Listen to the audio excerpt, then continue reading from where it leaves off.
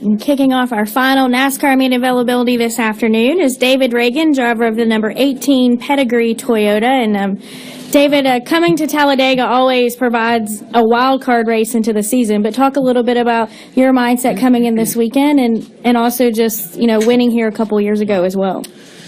Yeah, any track you can come back to that you've won at before is a great feeling. You're always relive some of those memories driving through the tunnel, and the security guards give you a little extra courtesy if you don't have a parking pass or something, so they'll let you in a little easier. But yeah, it's great coming back to Talladega. This is a racetrack that's not too far from my hometown. I remember coming here as a kid, watching a few races, and it's obviously a lot of fun to come back here with the number 18 team. Having Pedigree on the car this weekend is cool. Anytime you have a cool paint scheme is a lot of fun. But yeah, it's been a good run for me for these guys, and I think the last race in the 18 car, it's important to try to end on a good note. The last couple of weeks have been kind of rough, and so it's going to be important to try to run well and get a good finish and just have some fun. This is a very, very fun weekend watching the ARCA race this evening, the Xfinity race tomorrow, and looking forward to a fun race on Sunday. We'll go ahead and take questions for David. If you have one, please state your name and affiliation, and we'll start with Bob. Bob Pockris, ESPN.com. How much do you weigh risk versus reward when you're talking final laps and potential chase berth? I think the risk versus reward's a lot more today because it's so important to get that win, and obviously it's important every week to run as well as you can and get as many points as you can. But if you can get a win, it just solidifies your chase spot, and it just makes your rest of your season so much more comfortable and laid back and less pressure. So obviously on the last lap, you just have to take it. Every situation's a little different depending on where you're at and what probability you'll have to actually win. You certainly don't want to do anything foolish and jeopardize tearing up your race car, and you don't want to finish 20th when you could finish 3rd or 4th, but you definitely are very aggressive, and all you can think about is winning those final 5 or 6 laps if you're in contention. So, it's my job to try to just be in contention there at the end, try to do what we have to do the first 450 miles to be in contention those final few laps. All right, Jay, go ahead. Jay Pennell with Fox Sports. Obviously, you've run pretty well in this 18 car since you've stepped in. Is there any, not hard feelings, but do you wish you kind of were able to fulfill that role as a substitute driver in the 18 until Kyle's return?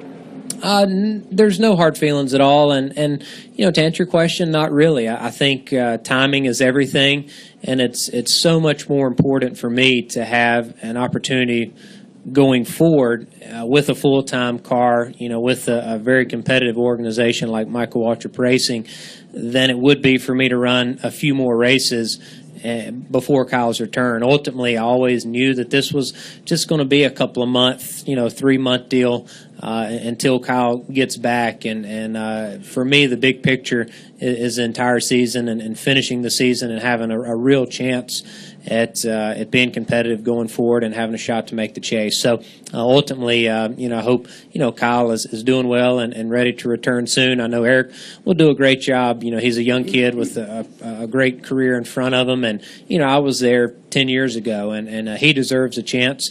And I'm very fortunate that timing was in my favor to have another seat to go and fill when it all worked out. All right, Mike, go ahead. Right there. Mike Hember, USA Today. David, what's your realistic expectations in the 55 this year? And since all this has come down, have you talked to Brian?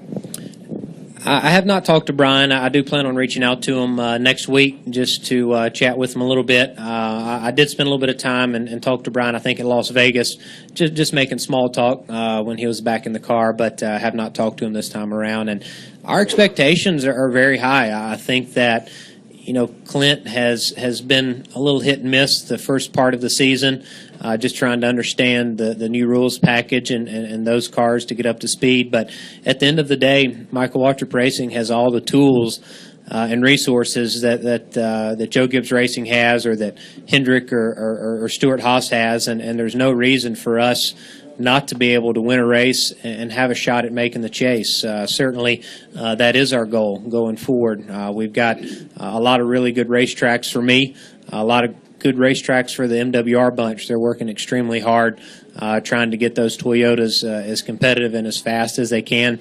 I've just been around the shop for just a few hours, and I'm very impressed with what they have going on, but our expectations are really high. We want to make the chase, and we want to win some races, and I think that that can be done. All right, Matt, go ahead. Matt Weaver, PopularSpeed.com. By the end of the year, I was kind of adding up the totals. You will have driven for 2 different manufacturers, 3 different teams, and 8 different teammates. So one, how surreal has that entire process been? And then lastly, when leaving JGR, has there been any sort of not sharing proprietary information or just excluding you from team meetings, or how has that process gone? Yeah, I only drove for 2 teams my first 8 years in the Sprint Cup Series, and 3 in a period of about 3 months. So it's been a little weird for sure, just trying to understand, the systems that each of these teams have in place. And obviously in January and February, we were working so hard just trying to find some, financial backing and partners to make the number 34 team a full-time car this year. Obviously Daytona is a very important race, and so we got that behind us, and then the Joe Gibbs Racing deal happened, and just trying to meet their people and understand how they do things and their way of running through a race weekend and learning the guys' names on the team. I think just this weekend I've finally gotten everyone's name down, and so that process has got to start all over again. But I tell you, the Gibbs organization has been great as far as including me as a part of their team. And I've had some experience obviously working with Carl and Matt in the years past, but Denny's been a very good teammate and has been really helpful at a lot of tracks that he's really good at. But going forward, the Michael Waltrip Racing guys appear to be the same way as the Joe Gibbs Racing teams. Obviously, I don't have a lot of experience with Clint and haven't spent a lot of time with him, but he's one of the best drivers in our sport today. They've got some really, really smart people, and I think that process will be pretty good. As far as sharing information, we've both had a mutual respect over at Joe Gibbs Racing. Obviously, there are some things that I've learned over time that has helped me become a better race car driver and has helped me have a smarter driver IQ.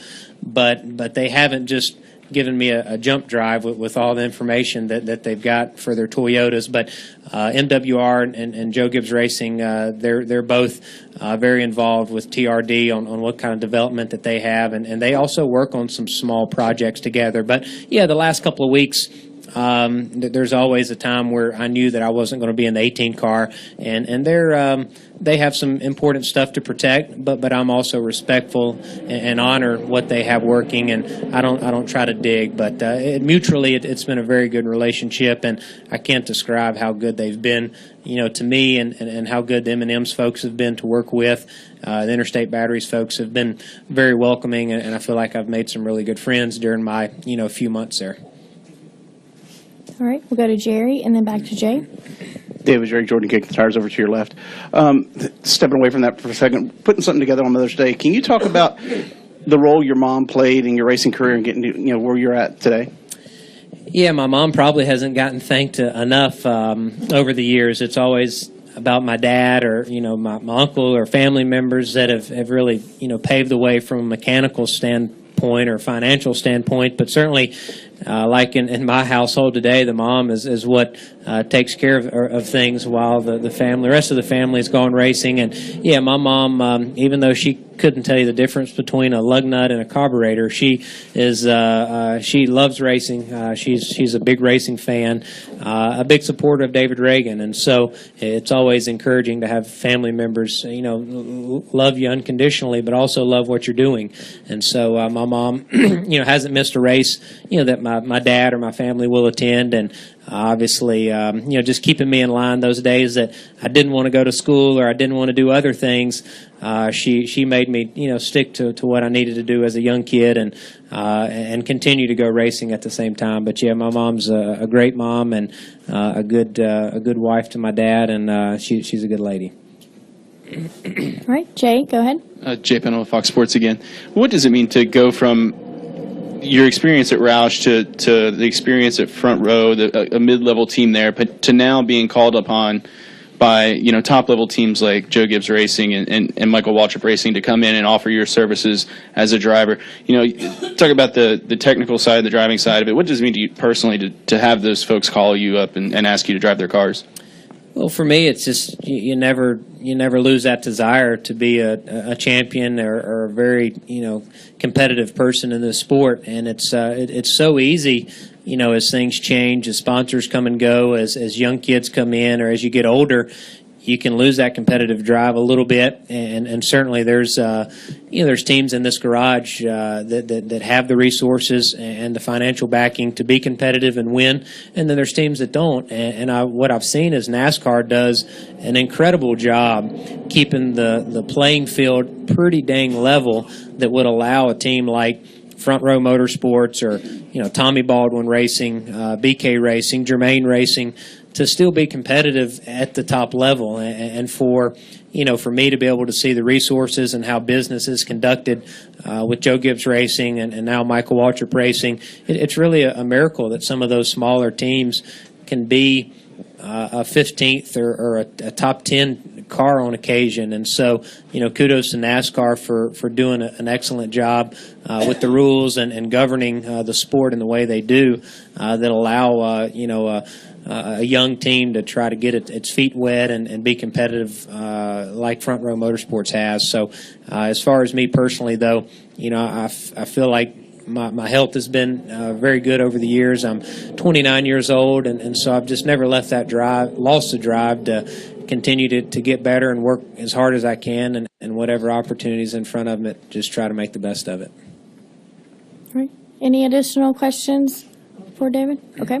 We'll take our final question from Stan. Hi, David. Stan Creekmore with RPMTonight.com. With all the success that you're having and the movements that you're making, still in the back of your heart, is there a little sadness that you're leaving a team that has put so much effort into your growth? Yeah, anytime you leave an organization that you've made good friends with, there is. I think, when I left Roush, I really hated the set of circumstances that I was departing on, made a lot of good friends, and have continued to stay in touch and be friendly with Jack and Steve Newmark and even Jeff Smith and some of those guys. And I think the same thing, goes on here. Life does go on. At the end of the day, Front Row Motorsports was not in a position to put a competitive car on the racetrack for me each and every week like MWR will be, and that's what's best for me in order to go out and try to win races and make the chase for this season. But Bob Jenkins and Jerry Freese, David Gilliland, obviously Cole Witt this year, they're really, really good friends to me, and I'm grateful for that time that I've had over there. Mutually, I feel like we've both made that team a lot better. We're able to get a win for them and some top 10s and top 5s along the way. So we've had a lot of fun, but life does go on, and we can still be friends, but at the same time, I've still got some unfinished business to go take care of, and that's the way it is. David, we appreciate your time today, and we wish you best of luck this weekend. Thank you, guys.